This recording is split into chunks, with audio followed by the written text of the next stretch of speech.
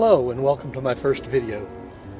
I'm David Clifton, but I'm going to guess my first 100 or so viewers probably already know that. Probably Facebook friends or something like that. What you may not know is that I am an intentional photographer. What do I mean by intentional photographer? Come with me and I'll show you.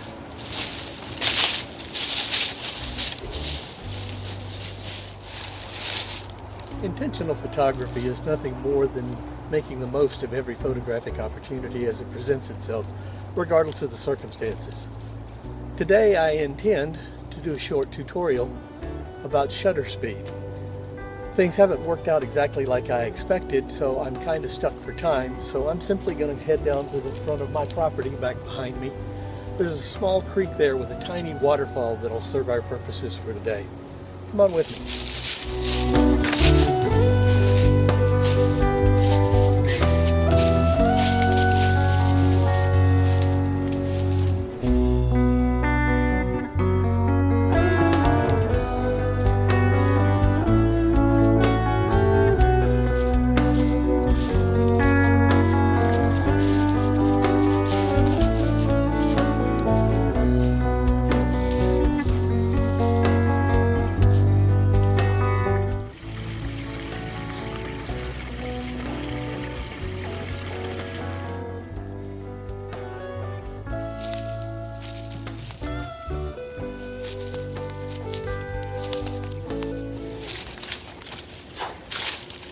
A little rough those last few feet. Now you may be wondering why I came all the way down here to photograph that little trickle. Now you'll notice recent rains have created a bit of runoff and there's a little bit of sudsing in a few places. Unfortunately, this creek runs close to a road, as you can probably just hear the traffic. It runs under a culvert that is my access road to my property. So in our composition, we don't want to go too high because for most people, the culvert is not all that scenic.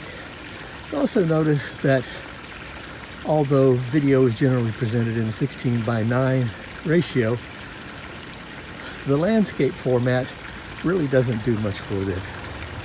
It needs to be shot in a portrait format, so you get the benefit of the upper pool, the small fall of about 12 inches or so, and the lower pool, framing that so as to cut out the culvert at the top. So let me get set up and we'll come back to this shortly. It's really pretty simple. It's moving water, and regardless of whether it's a little moving water, in this case maybe a 1 foot drop, or a lot of moving water, the principle is going to be the same. Here, if I shoot this, I'm investigating what does shutter speed have to do with the appearance of water. And so whether it's a little or a lot, what I learn here will apply when I go in the spring to Crabtree Falls, where, trust me, there's a lot more water.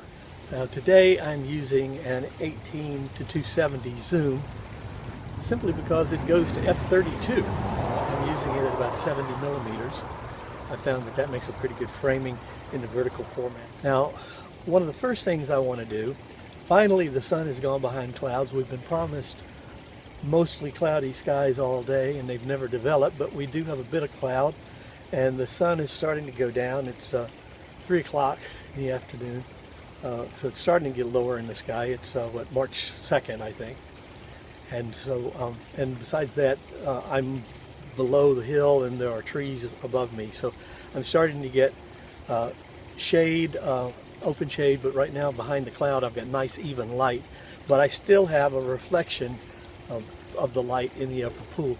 I'd like to remove that. Now the way we're going to do that, you can do some of it in post-processing, but one of the filters I've never been able to duplicate in post-processing is a polarizer.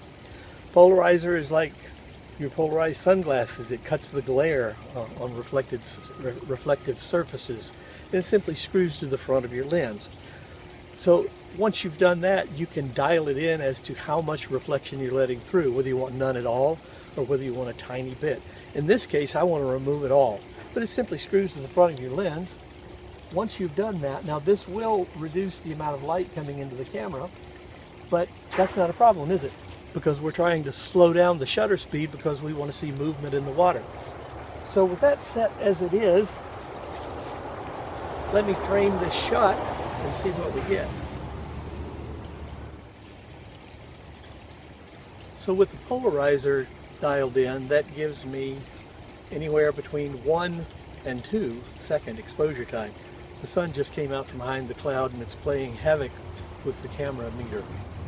I'll wait and let it stabilize a little bit, but at that speed I think I'm going to get the effect I want. I was thinking that at least 3/4 of a second would be necessary. Right now it's jumping between 1 and 1.3 seconds. Seems to be stable at 1.3. So let's try to take a shot now.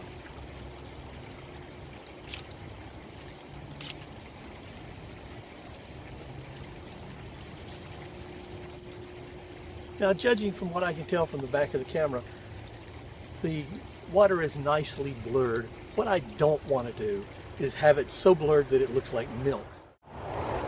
As I look at the falls, I see the bubbles. I don't want to see bubbles in the photograph, but I don't want it to look like milk either. So I'm looking for something in between.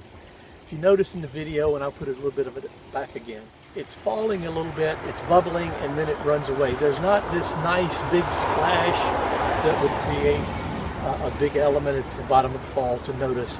So you're basically dealing with just where the water hits after it's dropped over those logs. So at that speed, you see what we got. Now let me reduce the f-stop, and what I mean by that, let me open the camera up, reduce the number, open up the aperture. In other words, let me speed up the shutter speed, because that's what this tutorial is about. So with what we had, let's drop down from f32, let's drop all the way down, let's half that to f16. And right now with the conditions, it's telling me at f16, the proper exposure is 1/4 of a second. So let's see what that looks like.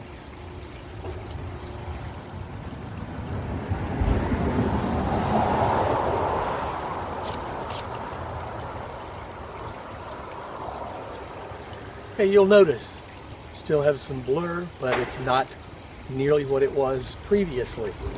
So from that, let's go one more. Let's drop from f16, let's drop down to f8.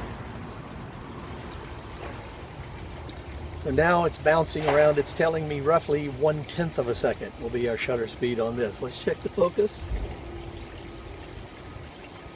And here we are. So that's f8 at 1/10 of a second. And at 70 millimeters, this lens is not continuous, so if I go all the way down, the lowest it's going to let me go at 70 millimeters is f5.3, which gives me 1/30th of a second right now. So let's see what that looks like.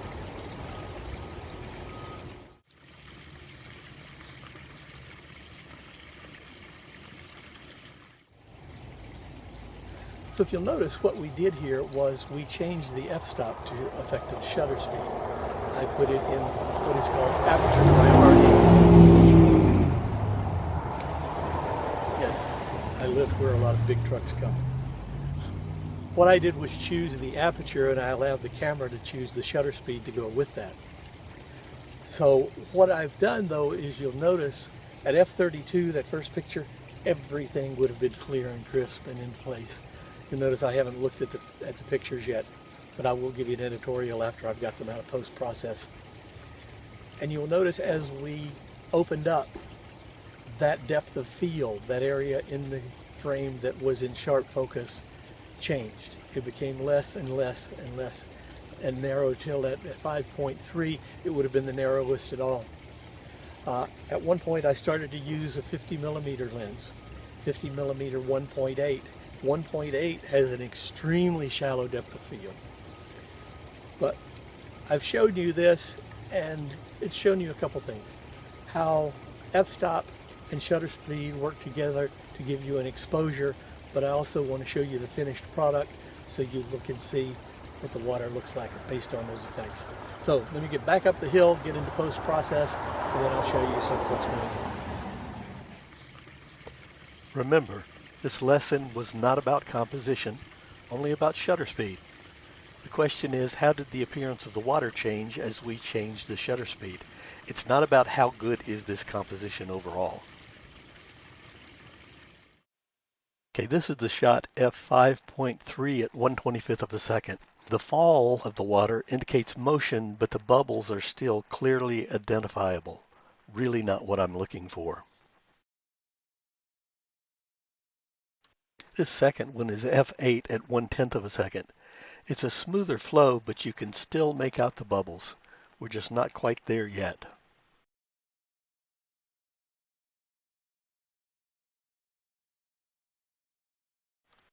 Here, the third one, f16 at 4/10ths of a second.